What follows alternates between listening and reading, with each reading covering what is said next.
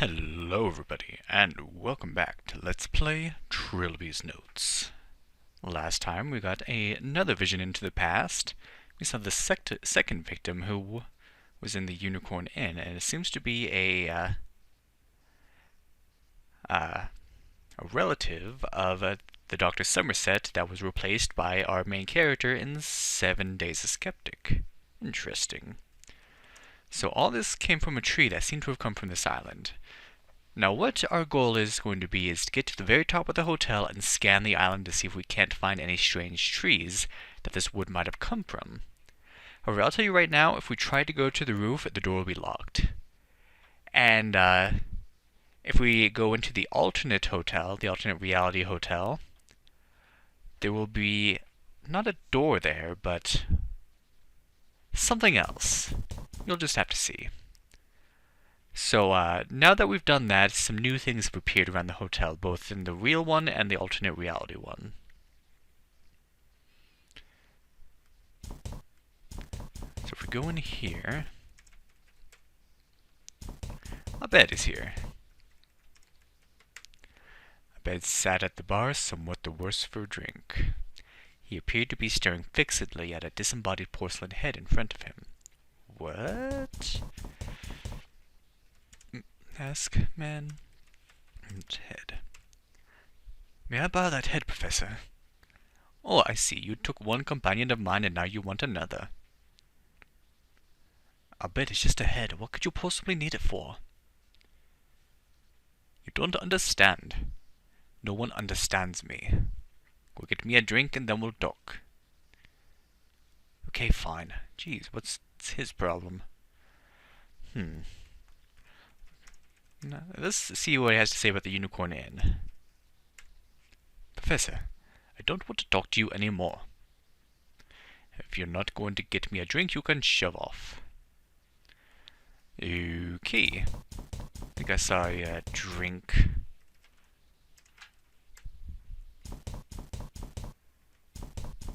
In here.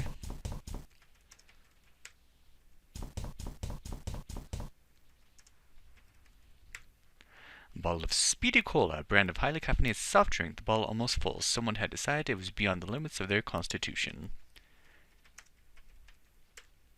Took the drink with me, something told me it would come in useful.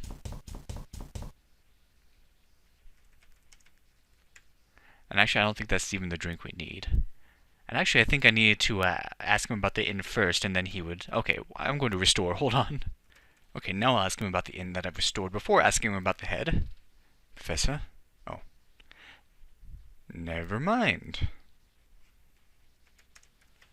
Anyway, let's get this out of the way.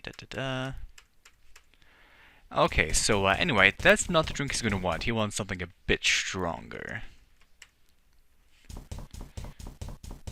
Luckily, we can find something in this direction, even though there's a whole bar over there. We have to go this way. So let's see, I believe it's going to be in here.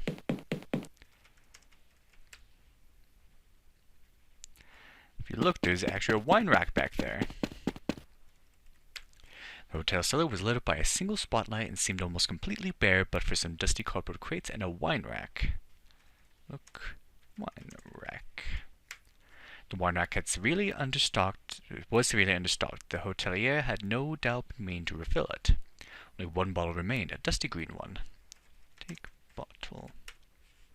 I took the wine. Perhaps this would appease the drunken professor upstairs. Hopefully. Jeez, and that tension builds because any second now you know what's going to happen once we walk through enough rooms. Oh well, at least we have the means to fix it. Yeah, see. Oh, dang it. No, we don't want to be here yet. Professor? Where's he gone now? And he took that head with him. We need that.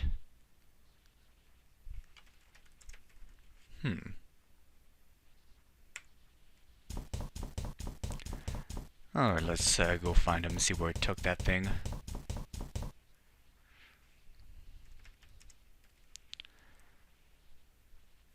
Oh, actually, no, I don't want to do that. No, never mind. I do want to be in the alternate reality hotel now. Okay. So, perhaps that's where the professor went. There we go. Alright, so if we open the door now... Oh god, he shifted. Uh-oh.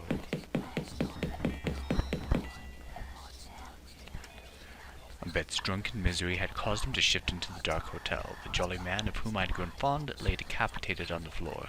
With Shaban's disappearance, I was now truly alone. The professor had known nothing of the horror. He was blameless and ignorant of any matter involving Defoe Manor or a cursed idol. But it seemed my dark captor cared little for these facts. Why haven't you killed me too, you skinny bastard? If you can do it so easily, so quickly, why don't you face me? In a display of warped sense of humor, the porcelain head was sitting where Abed's old one had been. And where that old head went, I don't know. But we need that. I pulled the head out of the stomach, trying not to think about the wet crackling noise that this caused. Sorry, Abed. Oh well, at least I don't have to do the accent anymore. Alright. Let's use pill. Door. So why are we taking that head? And if you look here, there's something else. The receptionist would shoot porcelain leg lay on the desktop. So there are porcelain body parts now strewn across the hotel, and we need them.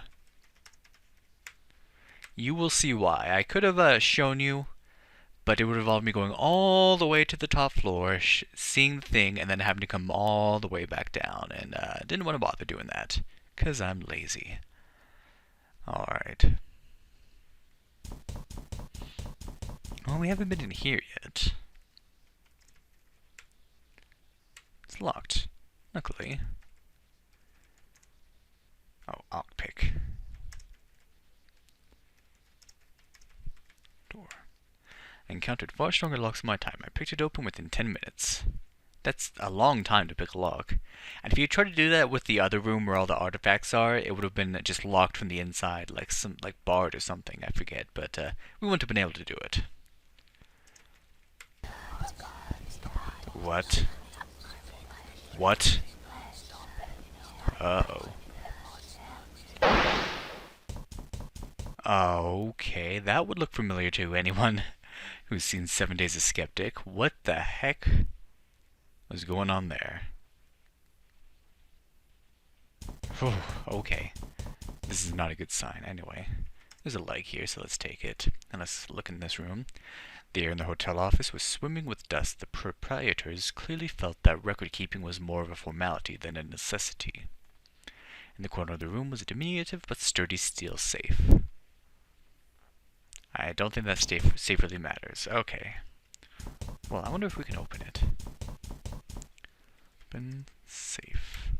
I hadn't had cause to crack safes for some time, but my hands instantly went into automatic, the thieving mindset returning like an old friend. When the job was done, the safe opened, my nostalgia faded into puzzlement when I found it empty. For once I'd like to crack a safe that actually contains something. Oh yeah, remember the first game? Is that so much to ask? Yeah, the first game, that safe had nothing in it either. Alright.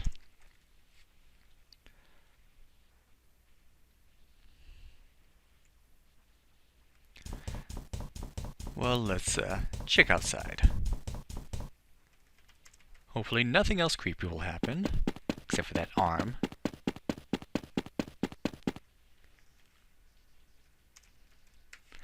The arm was laid carefully, almost reverently, on the path, like some kind of offering. Took the arm with me. Okay.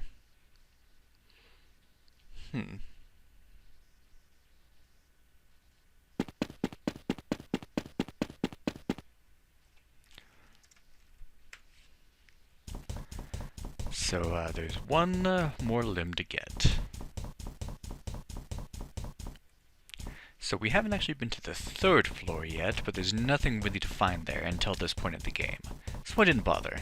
Of course, if you're playing this normally, then you'd be doing a lot of exploring and stuff, and You kind of know these things ahead of time.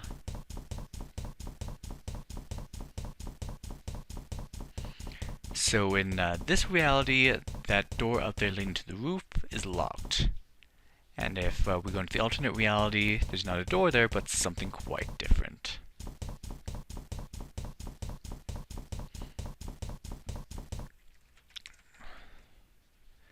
And there it is. It's a completely standard hotel room, with bed, sofa, television. Nearly made. For some reason, a porcelain arm had been laid out on the bed. I took the arm with me.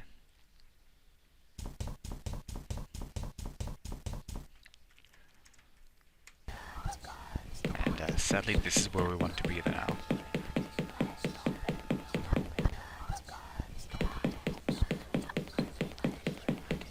So we go up to the top, and that's what we find instead of a door. It looked like some kind of porcelain mannequin, but with bits missing. I couldn't see how it was attached to the wall. Limbs on body. I replaced the left arm. I replaced the right arm. I replaced the left leg. I replaced the right leg. I replaced the head.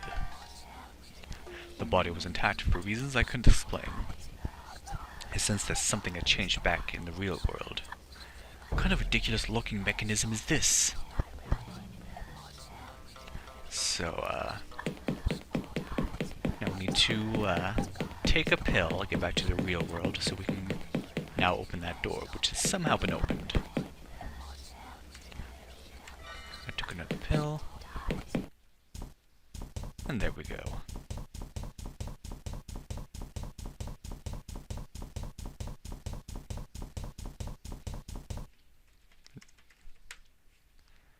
What the? The view of the island was spectacular, but most of the roof seemed to be sectioned off by a metal fence. Why am I, John Defoe? Just about the only feature within reach was a piece of paper held down by a stone. What the? Oh, man. Oh, man.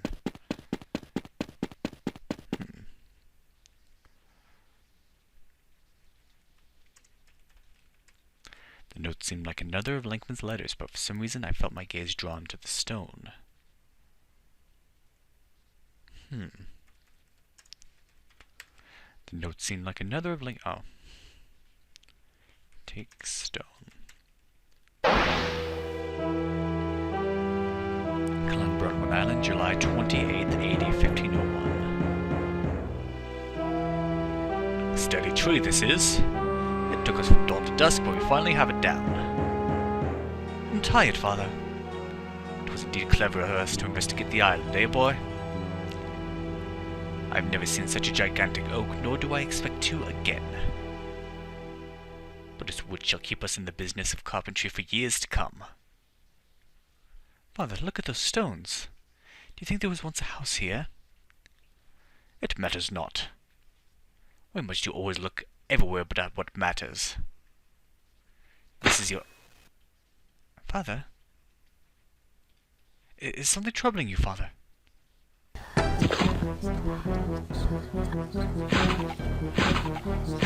Uh-oh. Boyle could only watch, paralyzed as Demon tore into his father. Oh no, okay, we need to do something.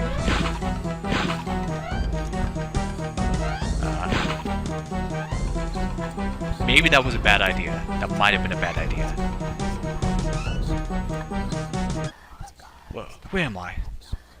I'm also shifting in the dark world during the vision. Trilby? Siobhan? Oh, I thought I was all alone. What happened to you? I keep changing her voice. I don't know.